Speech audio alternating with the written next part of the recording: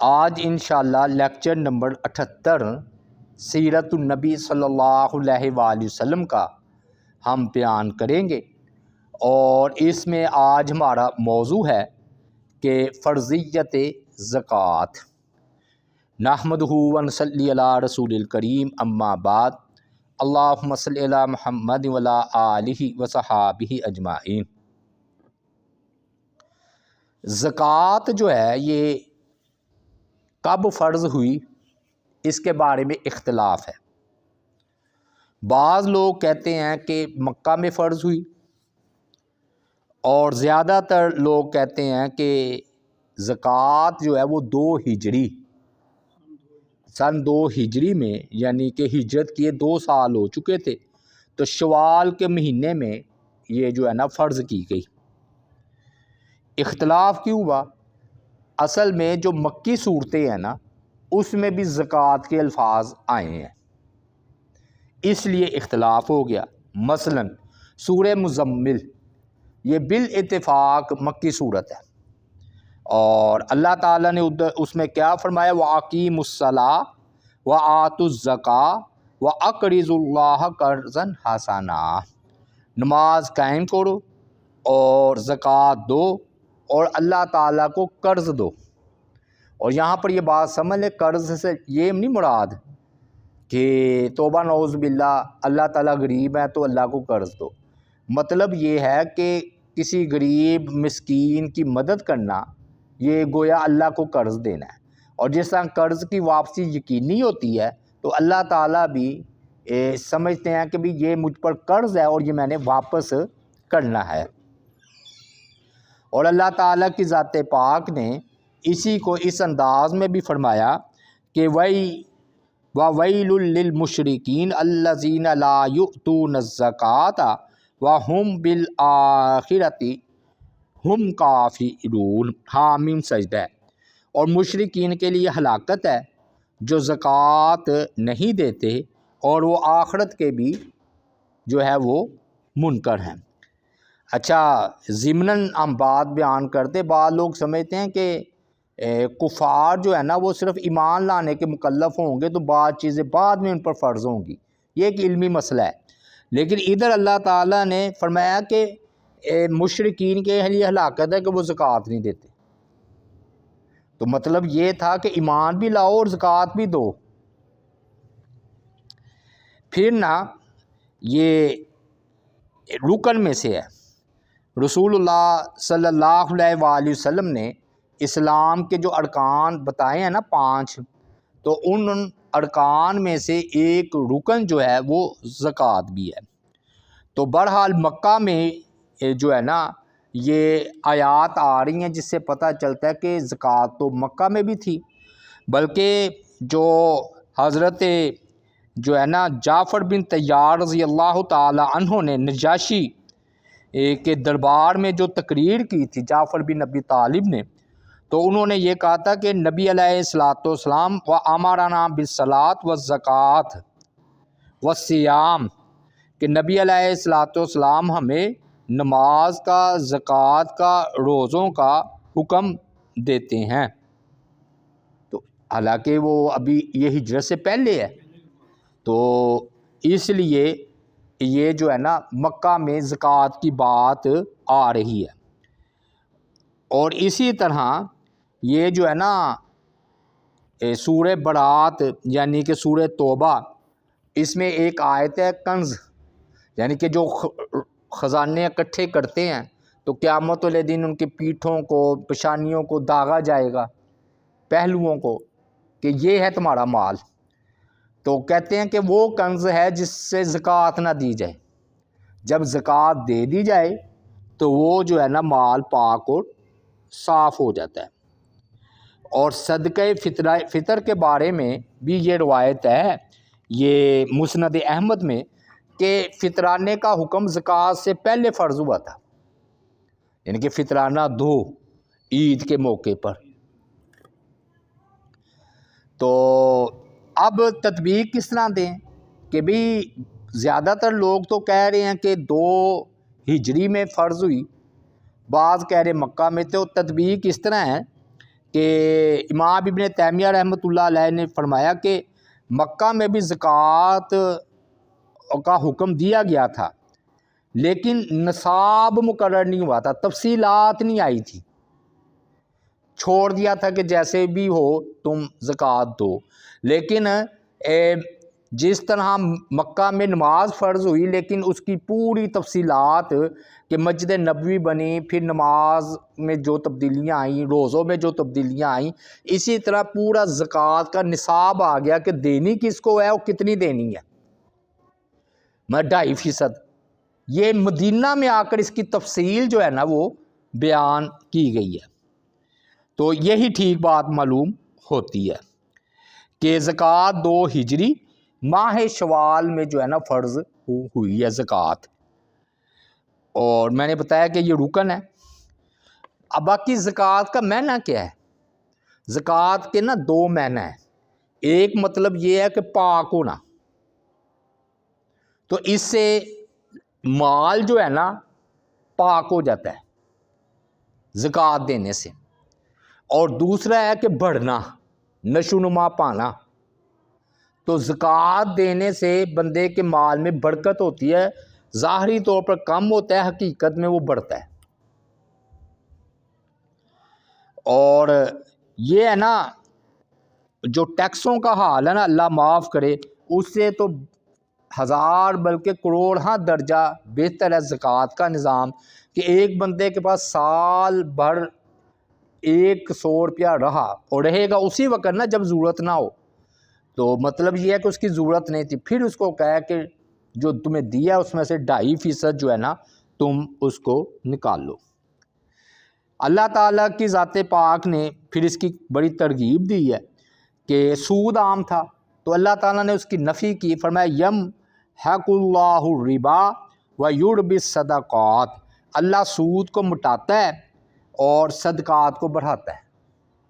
یہ ظاہر میں سود آپ بندہ کہتا ہے جی بڑا یہ بڑھتا ہے، سود نہیں بڑھتا، بلکہ یہ کلاش ہو چکے ہوتے ہیں جتنے سود خور ہیں نا، اللہ معاف کرے، تو ان کے گھر میں بڑی بے برکتی نازل ہوتی ہے۔ اور اللہ تعالیٰ نے فرمایا تم سود پر جو قرض دیتے ہو تاکہ وہ لوگوں کے مال میں شامل ہو کر بڑھے، تو وہ اللہ کے ہاں نہیں بڑھتا۔ اور جو ہے نا تم اللہ کا چہرہ چاہتے ہوئے جو کچھ بطور زکوٰۃ دیتے ہو، ایسے لوگ ہی اپنا مال کئی گنا بڑھانے والے ہیں۔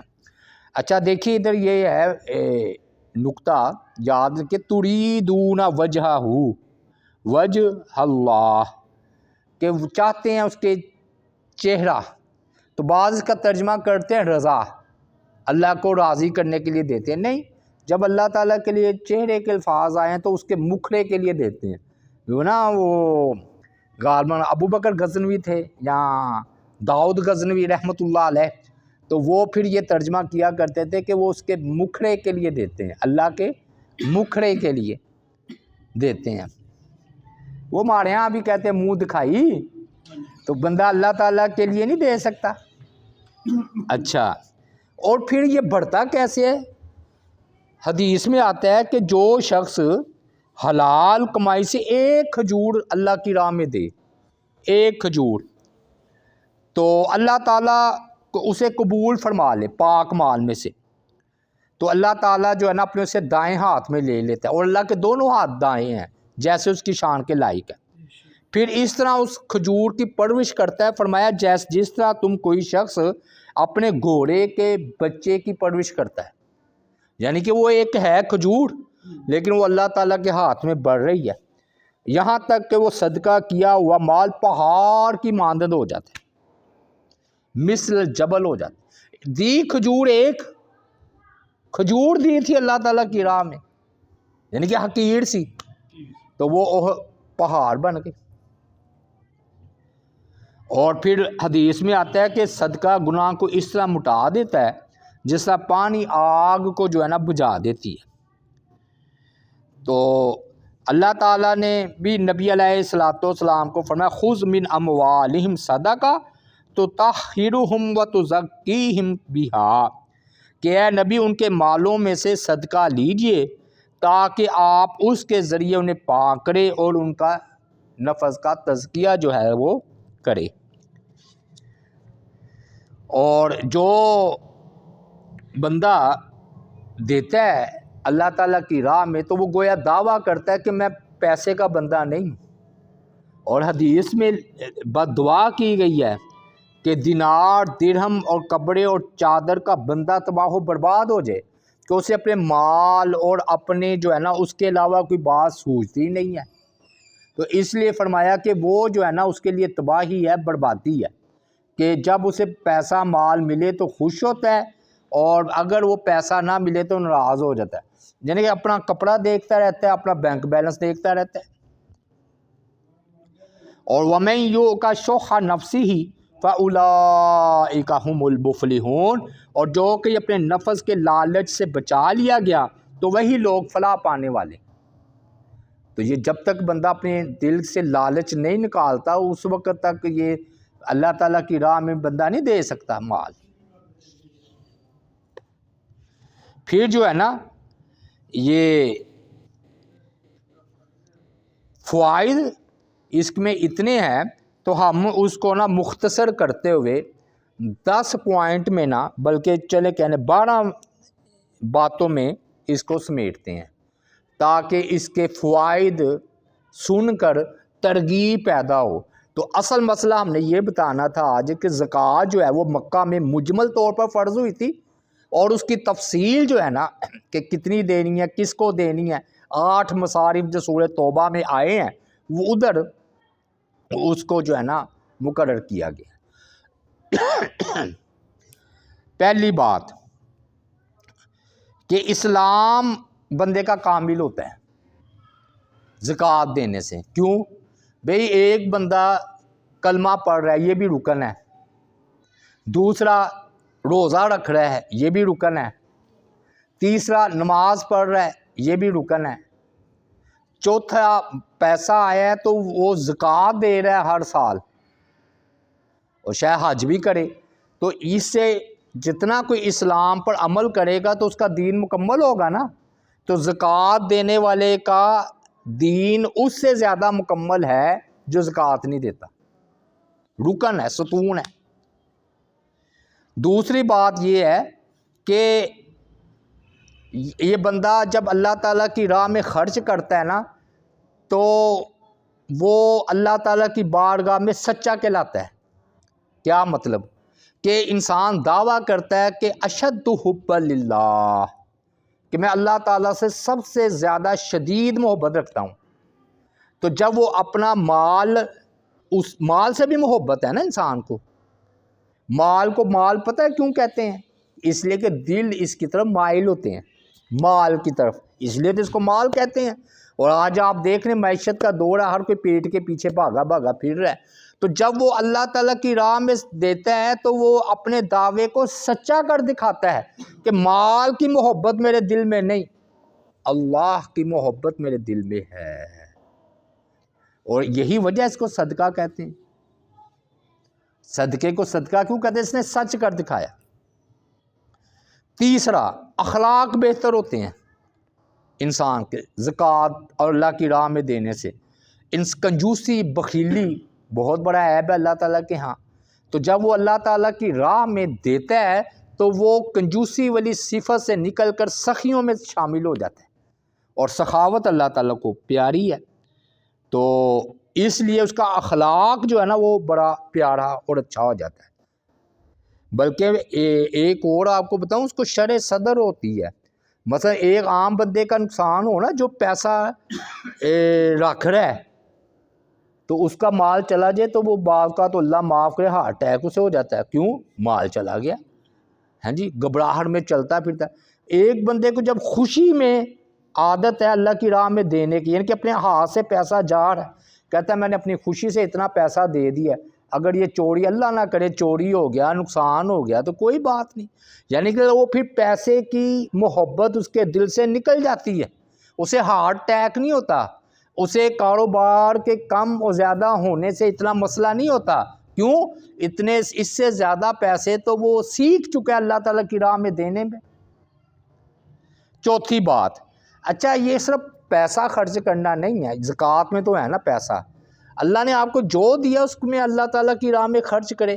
وَمِمَّا رَزَقْنَاهُمْ يُنْفِقُونَ، جو ہم نے دیا اس میں سے خرچ کرتے ہیں۔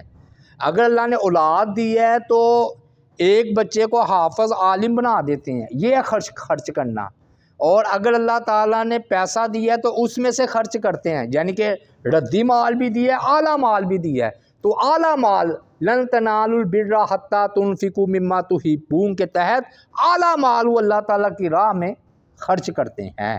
دونوں مال اللہ نے دیے نا۔ اور پھر اللہ نے اگر علم دیا ہے وہ خرچ کرتے ہیں، عقل دی ہے وہ خرچ کرتے ہیں۔ اللہ تعالیٰ نے کوئی فن دیا ہے تو وہ فن وہ اللہ تعالیٰ کی راہ میں خرچ کرتے ہیں۔ جو ہمارے بھائی یہ ہمارا سارا کچھ کر رہے ہیں، یہ بھی اللہ تعالیٰ کی راہ میں خرچ کرنا ہے، کیونکہ بھائیوں نے اپنا ہنر، فن، ایڈیٹنگ کا کہہ لیں، ہینڈی لیپ لوڈ کرنے کا کہہ لیں، تو یہ سارا انہوں نے یہ اللہ کی راہ میں ہی ہے کہ اللہ تعالیٰ کی راہ میں وہ اپنا وقت اور یہ ہنر خرچ کر رہے ہیں۔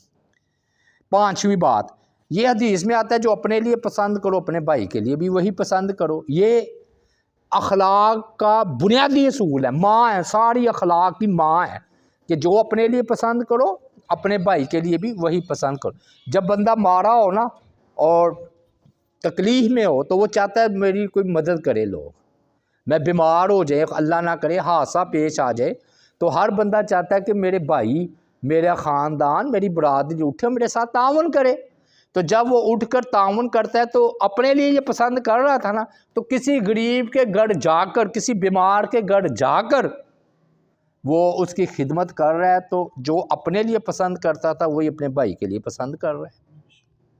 اور چھٹی بات فرمایا وَأَحْسِن كَمَا أَحْسَنَ اللَّهُ إِلَيْكَ، یہ اللہ نے قارون کو کہا تھا کہ اللہ تعالیٰ نے تجھ پر احسان کیا نا پیسہ دے کر، تو بھی احسان کر لوگوں پر۔ اصل میں جو بھی بندہ دیتا ہے اللہ کے دیے ہوئے میں سے دیتا ہے، ذاتی طور پر اس کے پاس تو کچھ نہیں، بلکہ انسان یاد رکھیے مالک نہیں امین ہے، امین ہے۔ تو جب وہ یہ بات سمجھ لے کہ یہ دولت کا میں مالک نہیں بلکہ ہر چیز اللہ کی امانت ہے میرے پاس، اور ایک وقت آئے گا کہ وہ مجھ سے لے لی جائے گی، تو وہ پھر بندہ اللہ تعالیٰ کی راہ میں دیتا ہے۔ اور عجیب بات یہ ہے کہ جب انسان کی وفات آتی ہے نا، قرآن کیا کہتا ہے کہ جب کسی کی اجل موت آتی ہے تو کہتا ہے کاش میں اللہ تعالیٰ کی راہ میں دیتا اور نیکوکاروں میں سے ہو جاتا۔ غالباً سورہ جمعہ ہے یا سورہ المنافقون ہے، وہ آیات آتی ہے نا کہ کاش میں اللہ تعالیٰ کی راہ میں صدقہ دیتا، اور فرمایا کہ نہیں اب وقت بیت گیا۔ ساتویں بات یہ ہے کہ نفس کا تزکیہ ہوتا ہے۔ عام طور پر یہ سمجھا جاتا ہے امیر بندے کے نفس کا تزکیہ ہوتا ہے کہ وہ کنجوسی سے بچتا ہے۔ نہیں، غریب جس کو آپ نے پیسہ دیا نا اس کے نفس کا بھی تزکیہ ہوتا ہے، اس کا نفس بھی پاک اور صاف ہوتا ہے۔ وہ کیسے؟ وہ ایسے، دیکھیے ایک بندہ دیکھتا ہے کہ میں غریب ہوں، فاقے آئے ہوئے ہیں، اور میرا ہی رشتہ دار جو کہ میرے چاچے کا لڑکا ہے، تائی کا لڑکا ہے، یا کزن ہے، یا خالہ ہیں، پھپھو ہے، جو بھی قریبی رشتہ دار ہیں، تو وہ تو کروڑوں روپے میں کھیل رہے ہیں اور میرے گھر میں فاقے ہیں، تو اس کے دل میں حسد، بغض، دشمنی پیدا ہو جاتی ہے۔ لیکن جب وہ امیر آدمی خود اس کے گھر میں جا کر اس کی مدد کرتا ہے تو وہ دل سے غریب کے نفس کا بھی تزکیہ ہو جاتا ہے، اس کے دل سے حسد، بغض، کینہ، نفرت ختم ہو جاتی ہے کہ چلو یہ بھائی، یہ اللہ نے اس کو دیا، اس لیے میری مدد کر رہا ہے، تو وہ الٹا اس کو پھر دعائیں دیتا ہے۔ اور اگر وہ فاقے میں ہو اور وہ جا کر وہ عالی شان ہوٹلوں میں کھانا کھا رہا ہو تو اس کے پھر وہ دل سے بد دعائیں نکلتی ہیں۔ تو گویا کہ یہ جو ہے نا غریب کے نفس کا بھی تزکیہ ہوتا ہے۔ اچھا، ظاہری طور پر بھی وہ ٹھیک ہوتا ہے۔ دیکھیں نا، اگر بندے کی ضرورت پوری نہیں ہوئے گی وہ چوری کرے گا، ڈاکہ مارے گا، حتیٰ کہ یہ سود اور یہ صدقہ ایک دوسرے کی ضد ہے۔ جہاں پر صدقہ ہوگا سود نہیں ہوگا، جہاں پر سود ہوگا صدقہ نہیں ہوگا۔ بھی ایک بندے کو اللہ تعالیٰ کی راہ میں مل رہا ہے، وہ کیوں سود کی طرف جائے گا جی؟ سود کی طرف جائے گا اس وقت جب اس کا کوئی بھائی اس کی مدد کرنے والا نہیں ہوگا۔ تو گویا کہ زکوٰۃ سے غریب کے ان نفس کا تزکیہ ہوتا ہے، بلکہ اس کو چوری ڈاکہ کسی کا حق غصب کرنا جس سے بھی وہ بچا رہتا ہے۔ بلکہ اور آگے بات کروں، یہ جو مانگنے والا پیشہ یہ بھی ختم ہو جائے، جب ہر برادری والا اپنے بندوں کو سمیٹ لے تو یہ ختم ہو جائے گا۔ یہ یتیم خانے جو بنے ہوئے ہیں نا، یہ توبہ نعوذ باللہ یہ مذاق ہے۔ آپ کہیں گے بڑا اچھا کام ہو رہا ہے، وہ اچھا کام تو ہو رہا ہے کہ ان کے جو ایک تو نا استثنائی شکلیں کہ کوئی رشتہ دار نہیں، توبہ نعوذ باللہ، وہ حرام وہ کرتے ہیں، ماں باپ اور بچہ پھینک کر چلے جاتے ہیں، وہ اٹھا کر یتیم خانے میں داخل کرا دیتے ہیں۔ ہم ان کی بات نہیں کر رہے، وہ ہے استثنائی شکل۔ بھی باقی برادری مر گئی ہے، بھی ہر یتیم بچے کے پیچھے جو برادری ہے وہ لے جا کر جو قریبی رشتہ دار ہیں بچے کو پرورش کریں، یہ یتیم خانے ختم ہو جائیں گے۔ ہاں جی، یہ جو ویلفیئر سوسائٹیاں بنائی ہوئی ہیں یہ ختم ہو جائیں گی جب ہر بندہ یہ سوچے گا یہ میرا بھائی ہے اور میرا حق بنتا ہے، میرا فرض بنتا ہے کہ میں اپنے بھائی کی مدد کروں۔ اس لیے تو اس کو صلہ رحمی کہتے ہیں کہ صدقے کا بھی ثواب ملے گا اور صلہ رحمی کا بھی۔ تو کتنا فائدہ ہوا جی، چوری ڈاکہ سود غصب مانگنے سے محفوظ رہا، اور دوسرے لوگ میں بھی اس کی عزت ختم ہو جاتی ہے۔ کہتا بھائی تو مانگ رہا ہے اور خود بڑا سیٹ بنا ہوا ہے۔ وہ یہ نہیں سوچیں گے، حالانکہ ممکن ہے وہ غریب خود غلط ہو، لیکن وہ ساری عزت ختم ہو جاتی ہے، یار اس کا بھائی تو مانگ رہا ہے اور یہ اپنا بڑا بنی پھرتا ہے۔ 9ویں بات جی، عرش کا سایہ نصیب ہوتا ہے، بلکہ اللہ تعالیٰ اپنا سایہ نصیب کرتے ہیں۔ فرمایا جو اللہ تعالیٰ کی راہ میں دیں، دائیں ہاتھ سے دے بائیں ہاتھ کو خبر نہ ہو، تو قیامت والے دن جب کوئی سایہ نہیں ہوگا تو اللہ تعالیٰ اسے عرش کا سایہ نصیب کریں گے۔ اس لیے ظاہر بھی دیں، لیکن زیادہ کوشش کریں کہ خفیہ دیں۔ خفیہ میں یہ ہوتا ہے کہ ایک تو اس سامنے والے کی عزت نفس محفوظ رہتی ہے، ٹھیک ہے نا، آپ نے تو وقتی طور پر دے دیا، وہ سب کے نظروں میں آ گیا، لو جی یہ غریب ہے، ٹھیک ہے۔ دوسری بات یہ ہے کہ آپ کے دل میں ریاکاری کا معاملہ بھی ختم ہو جائے گا، اور تیسری بات یہ ہے کہ چور ڈاکوؤں کا بھی خطرہ نہیں رہے گا۔ کیوں؟